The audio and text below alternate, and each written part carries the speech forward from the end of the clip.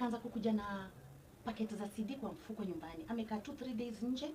He starts coming back home with packs za CD, zingine zimetumika, zingine zimeachwa kwa packet, zingine zimetumika. So nikaanza kusema like maybe those ladies alikuwa anaenda nao walikuwa wanataka kuvunja hiyo marriage, maybe because alikuwa mwapromise atawaoa, you see, because alianza kukuja na CD ambayo iko na hizo vitu ndani, uchafu ndani ya mfuko. Imagine imewekwa kwa katishu kidogo ikasondeka kwa mfuko, na hiyo lazima ni hao wanawake tu walikuwa wanafanya hivyo ndio this chick aende au endelee kwa fun.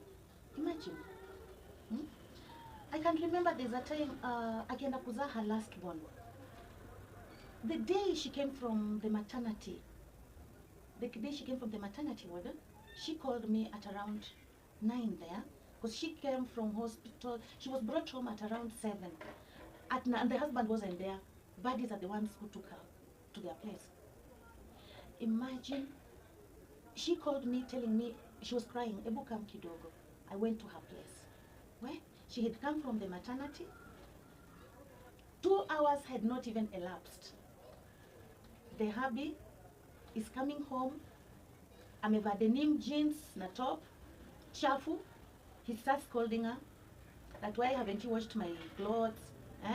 She takes off his denim whatever suit, throws them in the laundry room, asking her to get up of that bed and aenda mfulie hizo manguo. I got annoyed. And the chick is just coming, she's still raw, she's still bleeding, she's just from the ward, she's from giving birth.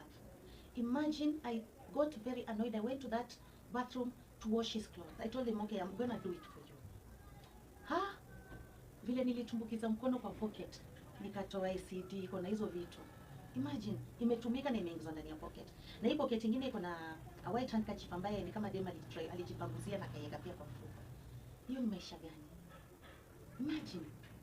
So after alitoka, because he didn't even stay for long, alipigiwa simu na one of his women akatoka. Imagine, I tried to talk to my friend. I told her, bas kuja, just come kwangu, we stay together, I'll take care of you mpaka uhile. She refused. She refused kutokana na mateso ile the mom alikuwa amemfanyia, the stepmother. Imagine.